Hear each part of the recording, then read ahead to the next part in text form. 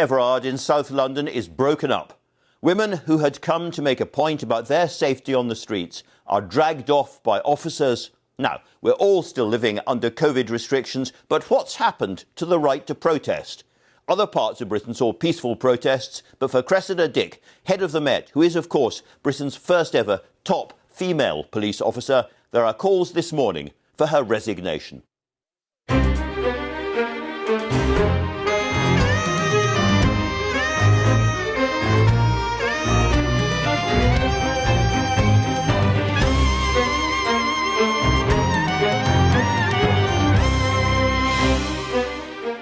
I'm going to be joined today by Victoria Atkins, a rising star in the Johnson administration and a minister directly responsible for crime and safeguarding.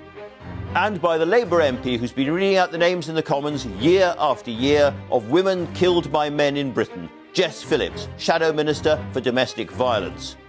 There have been other huge political stories this week, including the first proper data on post-Brexit trade with the EU. I'll be talking to Sir Ian Diamond, head of the Office of National Statistics, about that and where we are on COVID.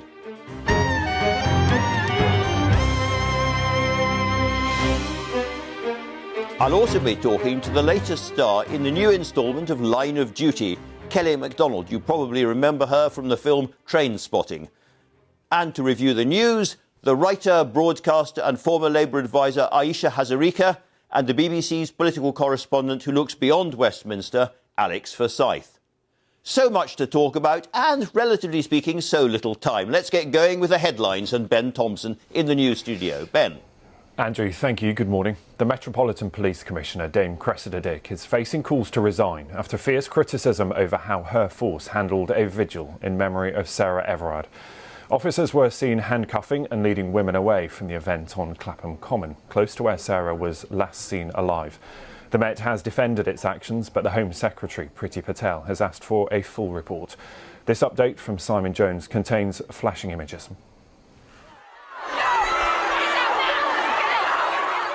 Police move in to try to break up an unofficial vigil to mark the life of Sarah Everard, near to the spot where she was last seen. More than 1,000 people had gathered. The police said it wasn't safe under lockdown restrictions. But the organisation Reclaim These Streets, which had cancelled its own plans for a vigil, said it was deeply saddened and angered by scenes of officers physically manhandling women at an event against male violence. This image has made front-page news. People are angry. They're angry that we were silenced in this case about women being silenced and women having violence against them. The police said they had repeatedly asked people to obey the law and go home.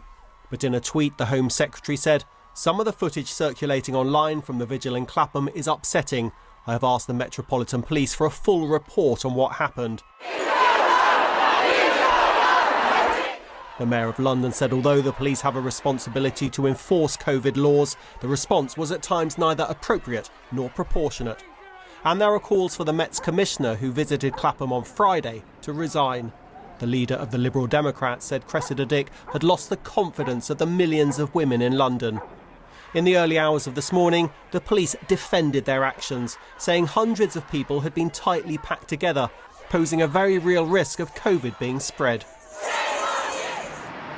In Brixton Hill, Reclaim These Streets lit candles to mark the lives of women killed by men. Sarah Everard was remembered too at Downing Street and by the Labour leader. A serving police officer, Wayne Cousins, has been charged with her murder. Simon Jones, BBC News. A group of MPs has warned that the British Army's ageing armoured vehicles are in a deplorable state and are likely to be outgunned in any conflict. The scathing report by the Commons Defence Select Committee says the Army has been left with tanks which are increasingly outdated. The Ministry of Defence says recent extra funding will deliver an upgraded armoured force to meet future threats. Around 2 million vulnerable people will receive a text message from NHS England this weekend urging them to book their coronavirus vaccination. Those with conditions such as diabetes and certain types of cancer who have not yet received a letter from their GP will be able to make an appointment via a link in the text. The British-Iranian woman Nazanin Zaghari-Ratcliffe is back in court today, a week after her 5-year prison sentence in Iran ended. She faces a separate security charge, but her family fear it is not a real court process and say Tehran is using her as a diplomatic bargaining chip. She was first arrested in 2016 and accused of plotting against the Iranian government, a charge she denies. Murray Walker, whose distinctive commentary turned him into the voice of Formula One, has died at the age of 97. The Austrian driver in the Black Sauber crossed leads. Hill second. Murray worked for both the BBC and ITV in a career that spanned over half a century, commentating on his first Grand Prix for the BBC at Silverstone in 1949. The F1 broadcasting legend retired in 2001. That's all the news from me for now. The next on BBC One is at 1 o'clock. Andrew, back to you. All right, Ben. Now to the front pages as ever, and there is the image which dominates all the news as you've just been hearing, the woman being put down by police on Clapham Common. That's the front of the Sunday Telegraph. There's been a lot of remaking of the papers, I should have to say this, overnight, as front pages have changed. The Observer, the same thing. Met Commissioner under fire, it says, over policing of Everard Vigil, and the same photograph there. The Sunday Times, this is the first edition. Later they changed their front page as well, but their first edition has Palace raises stakes in Meghan bullying inquiry as their main. We'll have a lot to talk about on that as well. And then to some of the tabloid papers, focusing before the disturbances became more apparent on an earlier picture there of the Duchess Kate visiting privately to pay her respects to Sarah Everard. Very similar front page, the Sunday Express. For Sarah, it says, and the Sun on Sunday again, Duchess visits shrine to murder victim Sarah, Kate's vigil. The Mail on Sunday, Kate joins the vigil for Sarah. Now, all of those front pages, I suspect, have actually changed by the time you get your newspapers on the front door this morning. But lots to talk about. Aisha, let's begin with that unmistakable, absolutely central image. We've seen the film, we've seen the image all across the front page. A really, really grim morning for the Met Police. Yeah, absolutely. A really grim day, and also a very harrowing week, for women. Today is Mothering Sunday. Our hearts go out to Sarah Everard's family. This was the week where we celebrate International Women's Day, and it culminates in this vigil, which, really has gone badly wrong. I mean, there is a horrible irony that a vigil which was set up to mourn the fact that a woman was attacked near Clapham Common then ended up with women themselves being manhandled by the police. And it just feels like the police have not sufficiently engaged with this properly. And I think a lot of women... Aisha, sorry to jump in. I know what the police are saying overnight is that they had little choice because of COVID, because of the COVID restrictions and the danger of coronavirus passing amongst those people on the common, their job, and they were instructed by the politicians to do this kind of thing. Sure, but it does seem strange. Like yesterday when I was about in London just during the day going to work, Borough Market was absolutely rammed. There were football matches taking place. Football fans have been gathering across the country to celebrate things. And remember, the police's approach on COVID has got to be with some kind of consent. Before they get to be enforced, they often, try and emote with people. They try and emphasise. They try and, empathise. They try and explain. It just does feel that something has gone badly wrong with this. And remember, a lot of women do feel they don't have trust in the criminal justice system, whether you look at prosecutions for domestic homicide, domestic violence. I mean, rape has practically become decriminalised. And this sort of optic with the police is not going to help that at all. So I do think that there's got to be a lot of questions asked about how this vigil ended. It was meant to be a very peaceful moment of reflection for Sarah Everard and her family. And then it descended into those very ugly, hurtful, harrowing scenes. Alex Forsyth, of course, those were the scenes in South London, but in other parts of the country, there were vigils, there were protests that were handled very, very differently indeed. Yeah, they didn't have the same scenes, they didn't have the same outcome. And I think that is in part the problem for the Metropolitan Police here, because, as you say, there were places like in Nottinghamshire where vigils took place fairly peacefully and it didn't end in the same outcome that we saw in London. And what is interesting about this is that the condemnation or the criticism or the questions of the Metropolitan Police have come from right across the political spectrum. So we've got Ed Davey, for example, calling for the resignation of Cressida Dick, but then also we've got some Conservative MPs who are raising their own questions, including people like Steve Baker and Mark Harper, who are saying that this really does now raise an issue. And that is really interesting, because they are both making the point that these are regulations which were virtually nodded through the House of Commons earlier in the epidemic without much debate, and should not have been, and that, in a sense, the politicians have handed to the police right across the UK a responsibility that really should be with the politicians, not with police. Exactly the point that's being made from some of those Conservative MPs in particular, that the regulations in place have allowed this. But it is worth flagging again, as you said, Andrew, that the Metropolitan Police make the argument that people were packed tightly together, that it was a public safety issue.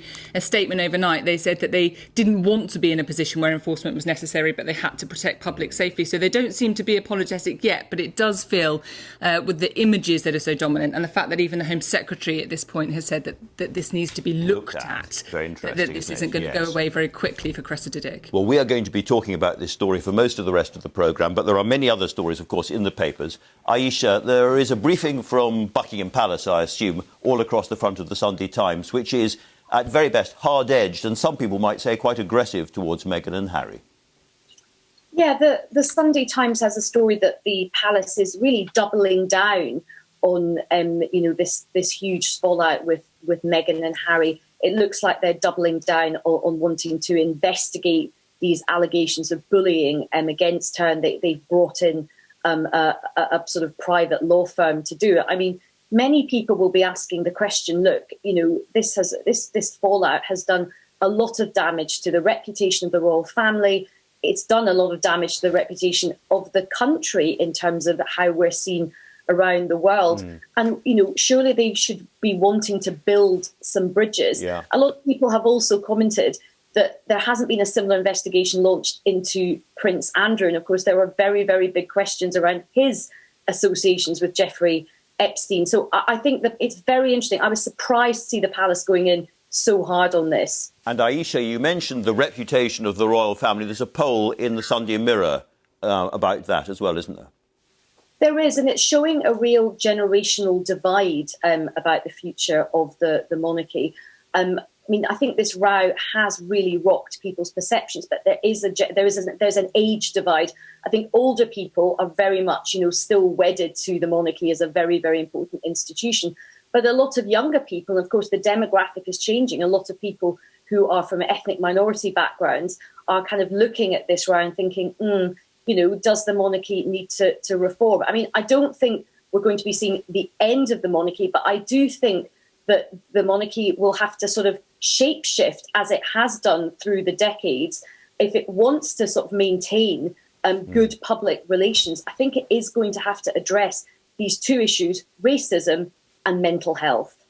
That's very interesting. And when we look forward to the future of the monarchy, Alex Forsyth, this is now something we've had the Crown and the portrayal of the Prince of Wales in that recently. We've had the Andrew affair that Aisha was talking about, and now we have this. And the question is, what's going to change? And it's that wild left-wing radical Sir Max Hastings, writing in the Sunday Times, who has the most interesting piece, I thought, this morning on it. Yeah, it's a really interesting piece, because I think what has happened this week, there have been two questions posed for the palace. The first was the initial response to that interview, which was less than a week ago, if you can believe it. And the second is the much bigger picture, which is, where do the royals sit when it comes to the future of the country?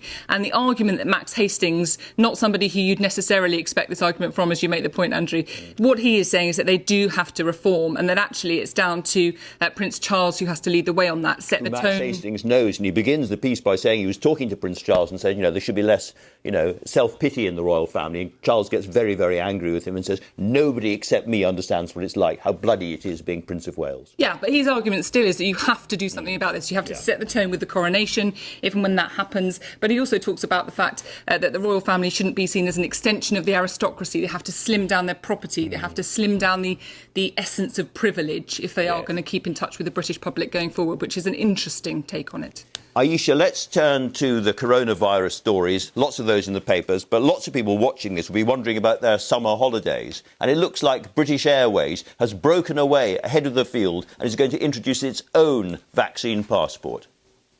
Yeah, this is really interesting because there's been a lot of political debate and a lot of political hesitancy around a vaccine passport, but I think commercial forces may well kind of expedite the situation. British Airways is saying that you can put into its app the fact that you've had the vaccine and have had the second vaccine, or you can put in that you've had a negative COVID test. The other thing that's interesting is they're obviously trying to lure, people back by flying. And the other thing that they're introducing is those, long forgotten free snacks and a free drink. Oh, hooray.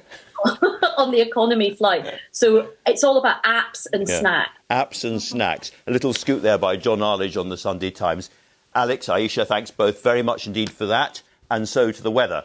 Not to the weather, not quite yet. Mark Harper is chair of... Sorry, we are going to the weather, apparently. Good. Well, most of us have seen a kaleidoscope of weather, an endless, quick tumble of bright sunshine, sudden dousing showers and strong, cold winds. They used to say that March comes in like a lion and leaves like a lamb. Well, let's hope Heather Willits in the weather studio has some gentle, fluffy and gambling news for us. Heather. Andrew, I do. A little bit of weather law again for you. Red sky in the morning, shepherd's warning. So things are quietening as we go through this week, but it's a slow quietening because today, once again, we've got some more rain to come. So that brightness in the east will fade, the rain already with us, as you can see, from Northern Ireland, southern and western Scotland, and it will continue to slip its way southeastwards through the day. So throwing a lot of cloud ahead of it, spoiling the sunshine, the rain eventually arriving in the southeast and East Anglia towards tea time. Perhaps the lion's share of the sunshine will be the northeast of Scotland. It may well brighten in Northern Ireland later.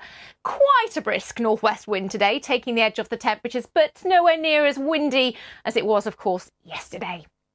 Overnight, the breeze continues to push that rain away, falling light in some rural spots for a touch of frost, but by and large, most of the suburbs will stay above freezing. But it's touch and go, and there will be some chilly nights to come as well. For Monday, bright start across many central and eastern areas. In fact, those areas should hang on to some dry and bright weather, but already the next weather front, a far weaker affair, is coming into western areas once again. And that's the trend really through the rest of the week. Mostly weaker weather fronts, a chilly northerly breeze eventually setting in, but the high pressure should keep the extremes at bay, with nothing too wet or too windy at the moment on the charts, Andrew. Now, Jess Phillips is Labour's Shadow Minister for Domestic Violence and Safeguarding. Every year during International Women's Day debate in the House of Commons, she reads the names of every woman in the UK who has been killed where a man has been charged or convicted. On Thursday, it took her more than 4 minutes to read this year's list, and she joins me now. Jess Phillips, before we go to talk about anything else, has anything got better since you've started doing this? Oh, gosh, I wish that it had, but actually it's got worse. So I was elected in 2015. I think I did it for the first time in 2016. And the number of women murdered and domestic homicide has gone up every year since then and is this year at an all-time high. Now, let's look at today's news and that extraordinary picture of what happened on Clapham Common. Do you think the police got it right? No, I think that the police got it wrong at every single turn, not just the final image that we see, but all day yesterday and the day before, the police did not try and find a way for a peaceful protest, not a protest actually, a vigil, a moment. They did not try and find a way to work with women who are sad and angry and upset to be able to not even gather, but just go to Clapham Common. There are a million ways that could have been organised, but the police put their foot down before they put their boot in, and at every stage they made the wrong call. The leader of the Liberals, Ed Davey, has said that Cressida Dick should now resign. What's the Labour view? The Labour view, I'll give you my view, is that Ed Davey maybe wants a headline that I don't want. I came here this morning to talk about violence against women and girls, about the names of all of those women, as well as Sarah Everard, and I'm ending up talking about Cressida Dick. The reality is that I don't think that the police over the past few years have done enough to increase charging in domestic abuse, have done enough to increase charging in rape. Both are reducing. This is not the day for me to say whether she should go and give a headline to Cressida Dick when Sarah Everard is the name that should ring out. All right. One of the arguments that people in the police might be using is that actually the police have to make decisions which are properly the the area for politicians, that under the COVID regulations, individual police forces are left to make policy themselves at the last minute. Yeah, do you think that, in retrospect, nodding through, or barely without debate, all those new COVID laws was the wrong thing to do? Look, the reality is we are in an absolutely unprecedented and difficult time, and I think that the police have had a terrible job throughout this process of being able to properly understand. And let's face it, they don't have the resources after years of being dwindled away to actually properly deal with some of the things that they might be being asked to do. But you know, the reality is within the legislation that has been nodded through, there was room for yesterday a peaceful vigil to take place, and they missed the opportunity to As allow happened that in to other happen. parts of the country, in fact, outside London. Absolutely outside of London, remembering that also exists. Now, you've talked about a crisis of violence against women. It's true that 3/4 of the victims of violence on the streets are men, but it's also true that almost all the perpetrators are men, so we have a man problem. How much do you think we have a cultural problem, particularly about the way that we bring up boys in this country? Oh, look, as somebody who's bringing up boys, I'm not going to sit here and give mothers another reason to be bashed that they're not bringing up their boys properly, but I think that we've got a responsibility to be looking at the way that we educate, the way that all of society operates, that means that women end up being treated as objects on our streets. And it's not all men, but it is all women. Every single woman I know will have a story to tell about how they were harassed or assaulted, in fact, on the streets of this country. So, yes, we need to be going into our schools and we need to be educating boys. And, in fact, I worked for many years and the Labour Party has for a long, long time backed the compulsory, healthy sex and relationship education in schools. And the government now needs to step up and make sure that that is robust and that there is resources in place for teachers, because we're seeing a terrible, patchy approach to this across the country, which isn't helping girls and boys learn about the expectations of what good looks like. There is an enormous new crime and policing bill arriving in the House of Commons, and you have suggested there should be longer sentences for stalkers and for rapists put into that bill. How long should they be? Well, I think, for a start off, I think that you should get more for rape than you do for defacing a statue. The explanatory notes of the bill don't mention women once, but they do mention statues. You currently can get more for fly tipping than you can get for stalking. So I think that in the case of stalking, I think that it needs to be doubled, the sentences. In the case of rape, the minimum sentence is 5 years. And as a woman who sits sometimes and watches those sentences coming up on my Twitter feed or on my television screen, it doesn't ever seem like enough. So that should be extended by 2 years, at least to a minimum sentence of 7 years for rape. You've also suggested that misogyny should be included as a hate crime. Yeah. Can you explain why? Because people like Cressida Dick and indeed Sarah Thornton, who was a senior police officer as well, both say the trouble is that the public are more interested in burglary and in other crimes, and you can't do everything, and bringing it in isn't helpful. Where I live, the public is genuinely more interested in bins than they are in domestic abuse. So if people in positions of power think that we should only ever follow exactly what every single, household has their main priority in, the reality is hidden crimes like domestic violence, misogyny, it takes leadership. We need leaders to go out and say, do you know what? Whilst it is important that we deal with burglary, nobody is saying that it isn't. I'm saying that we should deal with both. It takes leadership. The reason misogyny should be a hate crime is that there was a man who stood for election in this country, and one of the things that he said whilst on political platforms was about whether he would or wouldn't rape me. If he'd insulted me as a disabled person, if he'd insulted me on the basis of my religion, I would be able to take action against that man.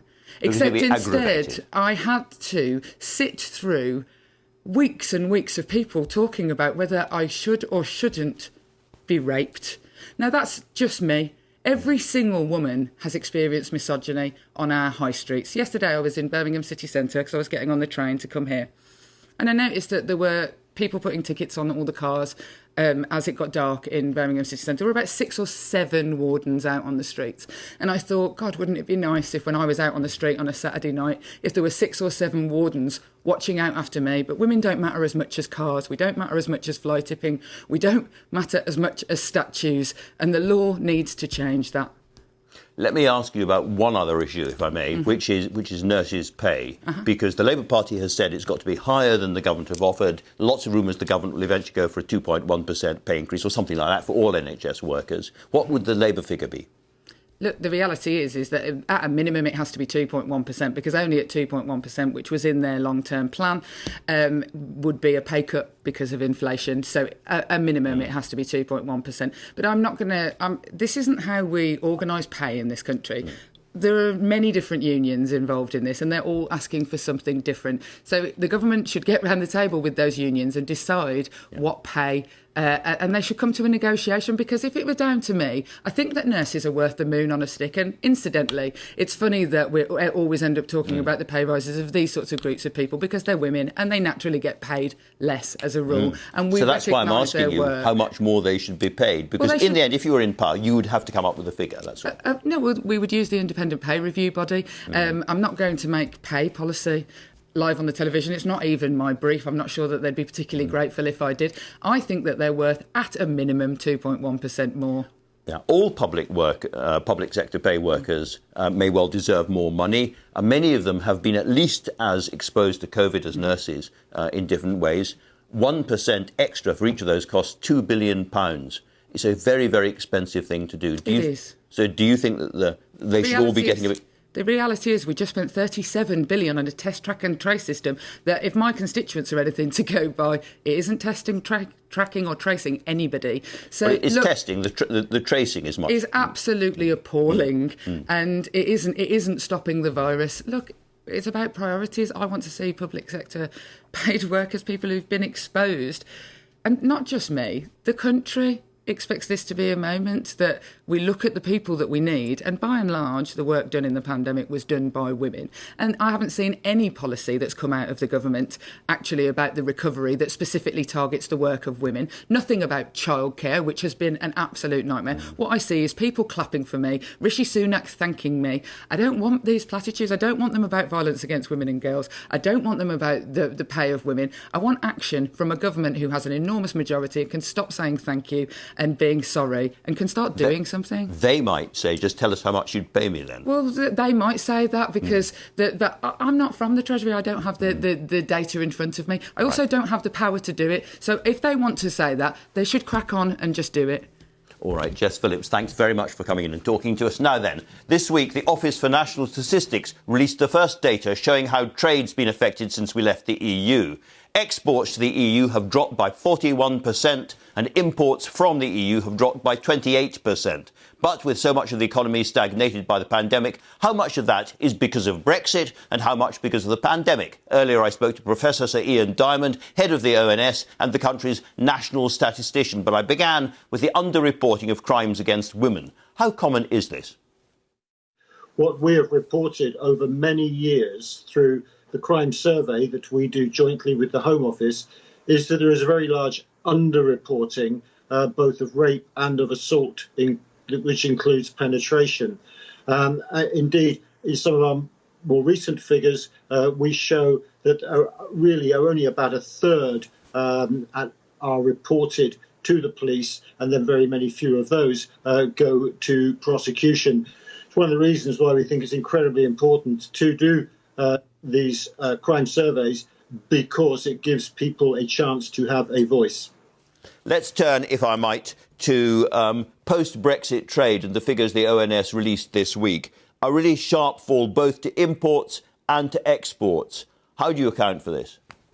Well, I think there's a number of reasons, Andrew, and it's worth saying that we do have a trade imbalance with the EU, so we would expect imports to be bigger than exports. But I point to two reasons. Firstly, you may recall there was border disruption at the end of December and beginning of January, partly due to COVID and partly due, obviously, to the end of the transition period. And secondly, a number of companies in preparation for certainly the end of the transition period had stockpiled. So a number of reasons, which means I don't think we should take January as, if you like, really indicative of the long-term future. Indeed, I would say, Andrew, that from our business impact of coronavirus survey and also from data we have on lorry flows, some of the data from the end of January and beginning of February are starting to see a pickup. I suppose that's what I'm focusing on, because it was a 40% drop in exports, which is an awful lot. The government emphasises the stockpiling side of it, but if you talk to the British Chambers of Commerce or the Road Haulage Association, they say, no, there is a deeper problem here, and they talk about this being ominous for our future trading relationship with the EU, and point out, of course, that a lot of the lorries coming from Britain into the EU were empty. So, again, how can you, as it were, umpire this conversation? I think it is important, Andrew, simply to say that it is too early to say. And what I can assure you is that we will be absolutely tireless in looking at the data, all sorts of different sources of data. As I say, we look at lorry flows, we look at surveys of businesses to get business sentiment. And over the next couple of months, we will see things start to work through to a long-term place. And please invite me back and I'll give you chapter and verse in a couple of months. But I do think at the moment it's too early to say. I would love to talk again about this because trade to the rest of the world has gone up very slightly in the same period, which suggests it's not all COVID. And indeed, the overall figures for the British economy during this period are, relatively speaking, and I emphasise relatively speaking, not too bad. We were expecting a 5% drop, I think, at one point, and it's 2.9 or something like that. Yeah, it's just about 3% in January, Andrew, and I do think that was a better than some economists were predicting results. I would also say it is a drop which is much, much less than in the first lockdown. Having said that, all sectors of the economy were impacted, with the exception of construction, which was the one area that went up. Look, it's not surprising to say that the big drops were in hospitality, travel and retail. But I do think potentially we can say that businesses have become better at adapting and enabling people to work from home. And therefore, the drop that we saw in GDP was not in any way as big as expected. Question now, as we move out of the restrictions over the next few months, will we see the increase that we would hope? Well, coming directly to that, hospitalisations and deaths are now down very, very sharply all across, not all across the UK, I'm so sorry. Let's turn directly to the pandemic. Deaths and hospitalisations sharply down. You sit on Sage. Do you think this is a time to look at an earlier opening than we've been hearing so far? Well, any decisions about earlier openings or later openings are down to the policymakers. What I would say is that the message is good. If you look at our large survey, 400,000 people taking part, we are currently reporting in England 0.37%, Andrew. That's about 6,000 cases a day. Those are rates that we haven't seen since late September, with slightly lower numbers in Wales, Northern Ireland and Scotland, but equally they're coming down. So all that is good news. But let's just remember that number of 0.37 is still very, very much bigger than the sorts of numbers we were seeing last summer at about 0.04%. So there's a way to go. I think we're making really, really good progress. We'll be looking very carefully over the next few weeks. And the one thing I can assure you is that we will do everything we can to provide the data to ensure that those people making decisions have all the information they need. Now, of course, we remember what happened after the summer to infections and hospitalisations and indeed deaths. Professor Chris Whitty has spooked quite a lot of people by talking about the inevitability of another wave of hospitalisations and deaths going forward. Do you think it's inevitable? Well, Chris Whitty is someone to whom I defer on many things. And I think we do need, at the moment, properly to understand how the data is moving forward. And we need to be really looking at the impact of the wonderful vaccination rollout that we are seeing. But having said that, we need also to recognise that this is a virus that isn't going to go away. And I have no doubt that in the autumn there will be a further wave of infections. Is it simply too early to know how much of the fall across the UK is down to the vaccine rollout? Well, I think we've got a number of moving parts here, Andrew, and that's the vaccines and the restrictions and everything.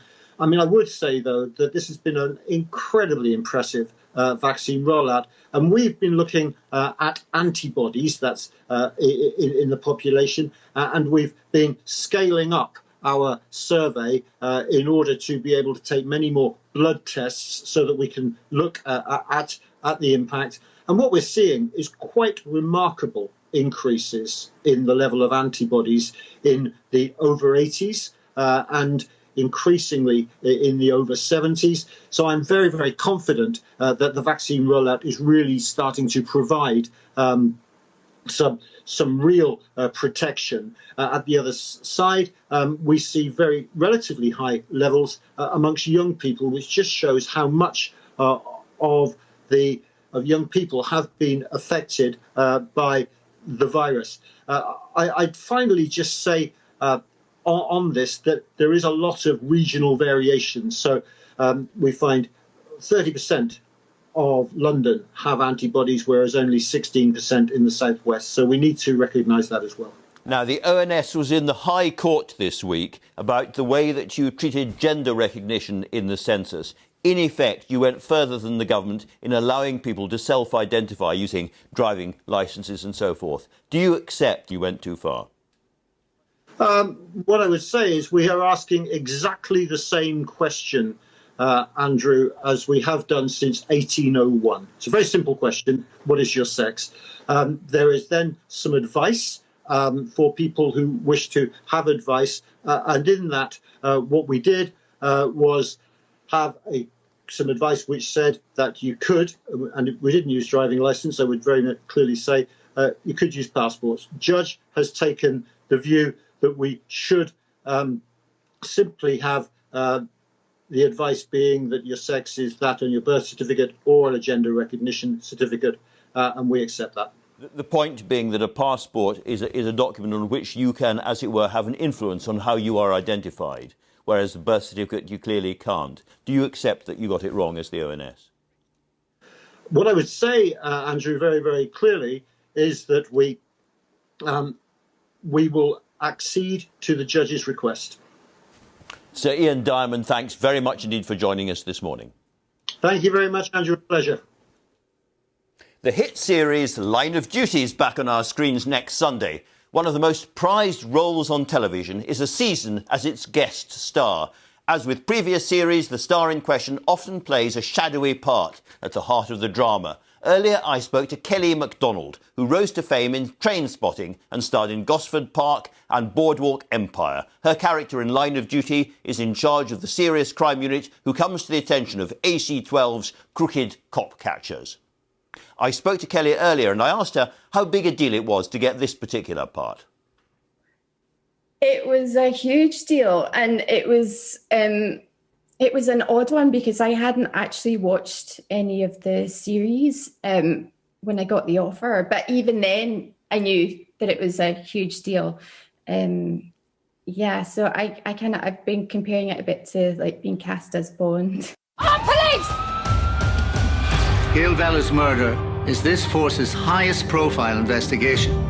Her life cut short, and whoever did it's got away with it. It will be our job to detect whether police corruption has contributed to this murder remaining unsolved. Vella drew attention to links between organised crime and corrupt police officers. There is no corruption in this police force. A barefaced liar promoted to our highest office. You should investigate. Believe me, we will. You have no idea what she's capable of. There is a core team which has been there in series after series after series. Did it feel a bit like being the new girl coming into all of that? Absolutely. Although I have to say everybody was so welcoming from the get-go. I met Martin at an event in Scotland before I was officially sort of part of the cast, and he was just a delight and came rushing up to me and from the read through, I had Vicky McClure sort of telling me it is tricky because the dialogue was the thing that I was most worried about. I mean, I couldn't even think about the acting part of it because I was just so worried about cramming all these words into my head. And that's the first thing in the morning.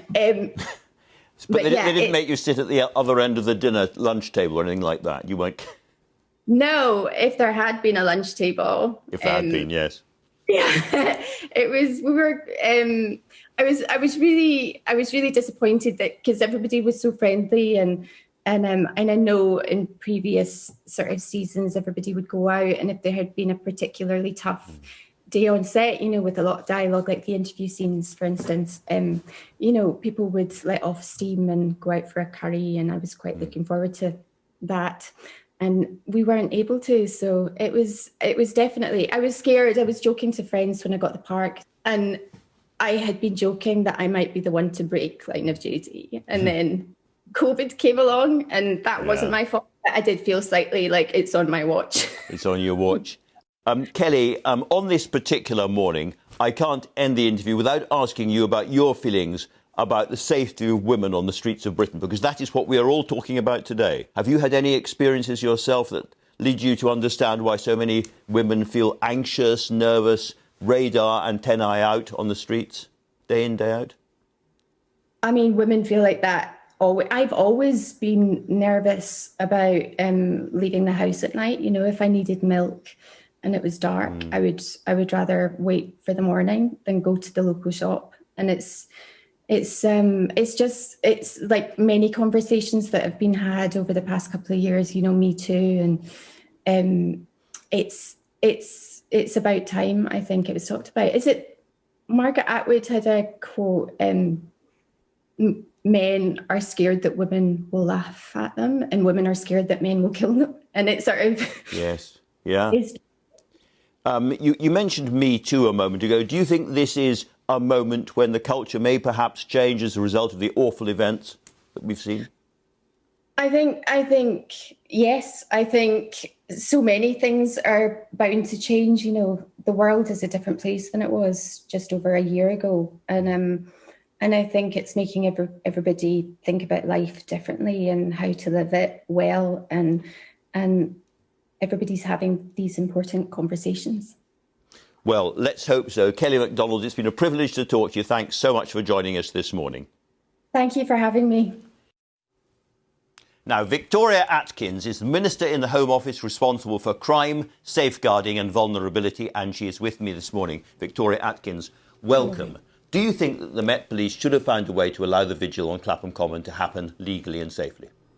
Well, I think, first of all, if I may, this has been an unimaginable week for the family and friends of Sarah Everard.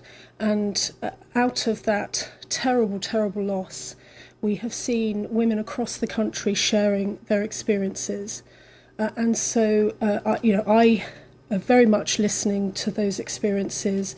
And we know that yesterday people across the country wanted to pay their respects and to mark the concerns that so many women have raised. So for my own part, I took part in the virtual vigil, but I know throughout the day people were visiting the bandstand and that part of the Common to try to pay their respects. And for the overwhelming majority of people, it was a peaceful experience. But then we saw these incidents that are obviously... You'll be very familiar with the picture that has been shown absolutely everywhere. What did you think when you saw it? I found it very upsetting, of course. And we know, as I say, that the overwhelming majority of people who did go there had a peaceful experience. But something went wrong, though, didn't it? Well, and this is precisely why the Home Secretary has asked the Commissioner for a report. It's on this day of all days, at the end of this week of all weeks, that's an extraordinary image, is it not? It is incredibly upsetting. And as I say, this is why the Home Secretary has asked the Met Commissioner for a report, because the police are operationally independent. They have a very tough job to do, but I think it's right that they explain their actions both to democratically elected politicians but also to the wider public. Do you think the leadership of the Met is in question now? Well, if I may, I think we ought to take this a step at a time. I think it's right that we ask for the report. the focus really of this weekend should be on Sarah Everard and her family, but it is right also that the police are, explain their actions. I was very pleased to see this morning that the borough commander sent out a message on social media about just how difficult last night was and how difficult that the police find themselves in a situation this morning. I think they understand that. I just wonder what you think yourself about the culture inside the Met, because we had that ghastly event last year when 2 police officers were arrested for taking selfies with 2 dead women outside. Their mother said, if we need an example of how toxic it has become, these police officers felt so safe, so untouchable. They felt they could take photographs of dead black girls and send them on. Is there something really substantially wrong inside the Met Police's culture? I mean, that was utterly abhorrent. And in fairness, the Met Commissioner, we discussed it with her. At the time. She was as appalled as any right-thinking person would be. But I think when we look at policing as a whole, if we look at the measures that we're introducing, for example, through the domestic abuse bill, to really improve the reaction and the response that victims and survivors have, I think that there is there is good work going on in policing that I wouldn't want us to lose sight of, but we must look at what happened last night. Absolutely. One of the problems the police have is that they have been given responsibility for taking big decisions which would normally be political decisions because of the COVID regulations. And they get confused, everybody gets confused, because when the government's chief scientific advisor, Sir Patrick Vallance, tells the Commons this week, it is the case that it's difficult to see how large gatherings in beaches and so forth can cause a spike. The same was the case in a protest march in New York. They did not really see any spikes after that. In other words, it was COVID, relatively speaking, COVID safe. And he asked Chris Whiskey, who's the chief medical officer, if he agreed. And Chris Whiskey said, yes, I absolutely agree with you. So, I mean, people watching will wonder what was the real threat for COVID that made that happen on Clapham Common. Well, I think if we just take a step back, we are still in the middle of this pandemic. I mean, only yesterday, 121 people lost their lives to this terrible virus. We've got around 8,000, possibly more people who are still in hospital with it. So we're in this pandemic. These regulations have been put in place by Parliament many months ago to try to, ensure that we're dealing with this pandemic. And we've had to make some extraordinary sacrifices. If you think, we've had to close schools down, we've even had to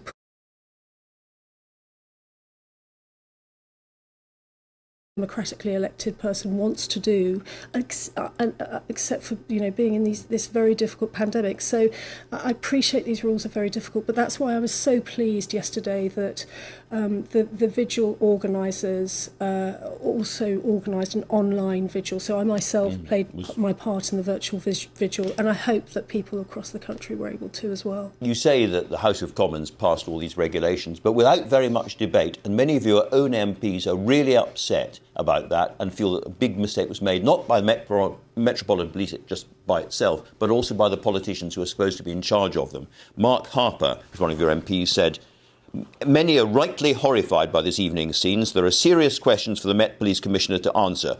But those who supported COVID regulations governing these scenes without asking questions should reflect on the responsibility they have too. That means Labour MPs, but it means Conservative MPs and Conservative ministers.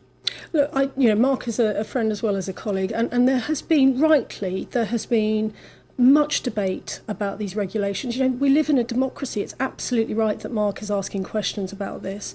But we've always had to, through this pandemic, we've had to take these extraordinary steps in order to meet the challenge of the virus. And we're not the only country, of course, that has had to do this. When we look across Europe and elsewhere, other countries have taken similarly very, very difficult steps to try to manage it. But this is why the Prime Minister's roadmap, the very, very careful, methodical exit from these lockdown restrictions is so important, because if we keep playing our part, keep doing what we can, then we will see these restrictions being eased by the summer. But I really do understand the emotions that are running high last night and this morning on this, because nobody wanted yesterday to be a story about policing. We all wanted it to be a moment where we reflect on the tragic case of Sarah Everard, but also other women's experiences as well. So what does the Met Police have to say or do today for the Met Police Commissioner to keep her job? What do you want to hear? Well, if you'll forgive me, I'm not going to trespass on the conversation at this stage between the Home Secretary and the Met Commissioner. She will be laying out her report. The Home Secretary will be considering it very carefully, and we will see what happens after that. But I do again want to make the point that this we shouldn't tar the whole policing family with these incidents. I've had the pleasure of working with police officers both as a minister, but also actually before when I used to prosecute criminals. And I wouldn't want people to think that that is the police response more generally to these very difficult issues.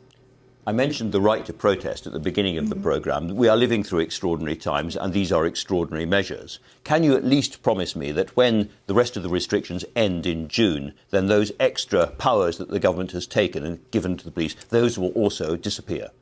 Yes, those restrictions are, the restrictions that are related to that are in COVID legislation. We've been very clear are for those for the circumstances and of the pandemic. They'll all go. Yeah, I mean, look, as far as the wording of the regulations seemed pretty clear to me. Let's put it that way.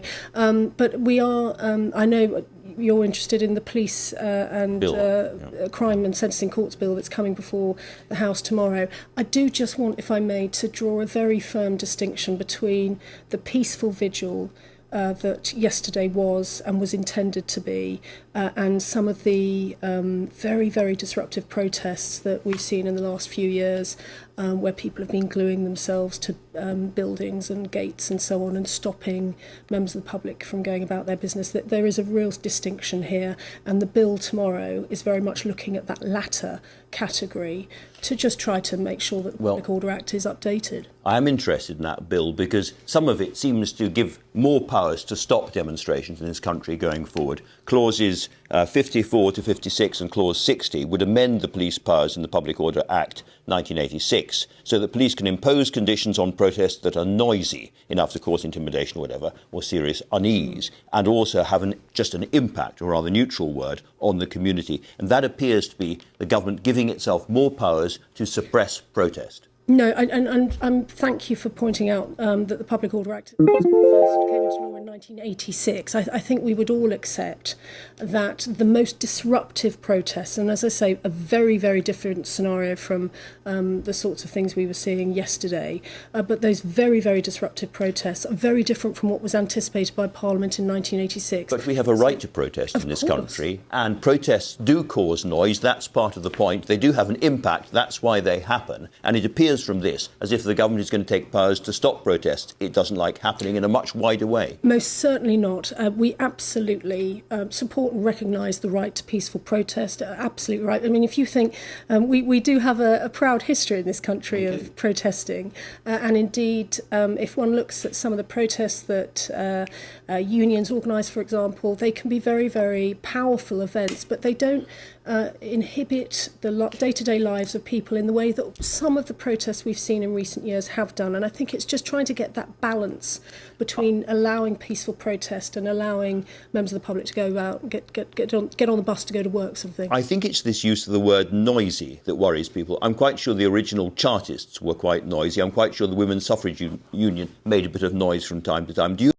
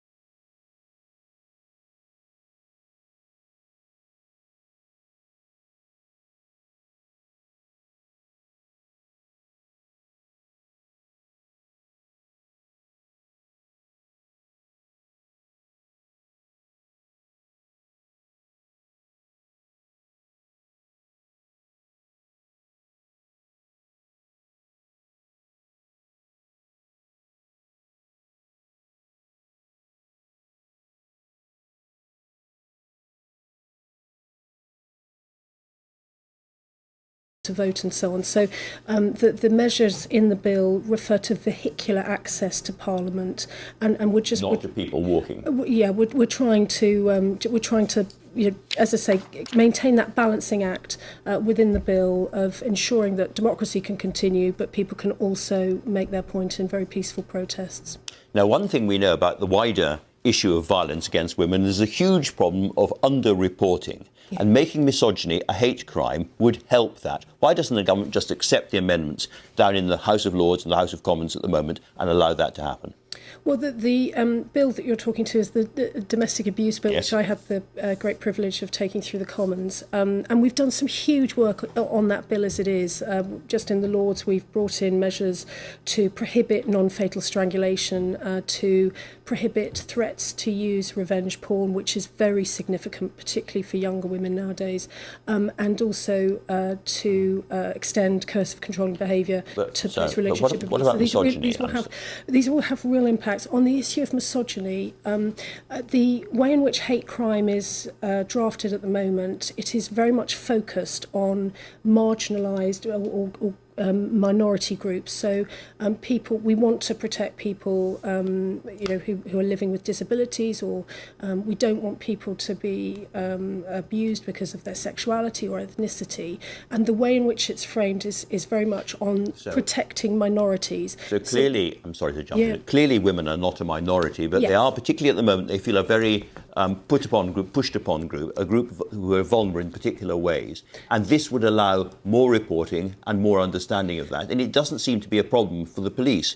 Sue Fish, who's one former chief police constable who introduced this herself in Nottinghamshire, said it was one of the simplest tasks that she'd ever undertaken in policing, and it led to women feeling more confident in reporting crimes against them. So again, why not just accept the amendment? Well, the reason I was talking about the framework of the hate crime legislation is because exactly that point, that half the population obviously is not a minority.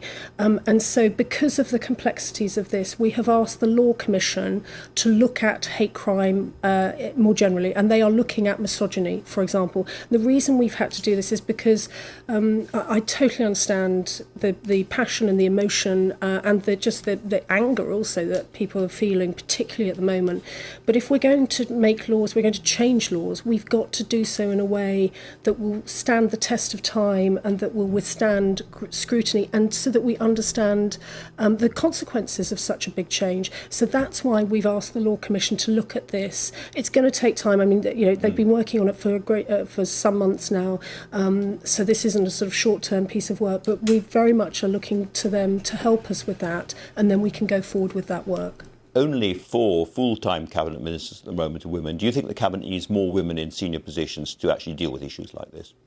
I think the Prime Minister is very committed to ensuring that his government represents society. I have the pleasure, obviously, of serving in his government. And I think if we look at the government as a whole, we have a 50-50 split in terms of junior ministers. But I think, what I'm very mindful of as a junior minister in this government is that I'm listened to, and I have the privilege of working on, I think, one of the most important briefs in government. And that's not because I'm female, it's because the Prime Minister has appointed me. So I think, we are very, very aware of the need for government and indeed for Parliament to represent the society, that will reflect the society we represent. And I very much believe that we are getting there. Victoria Atkins, thanks very much indeed for coming in and talking to us. That's all for me for today. Thanks to all my guests and, of course, to you for watching. I'll be back at the same time next week. Goodbye.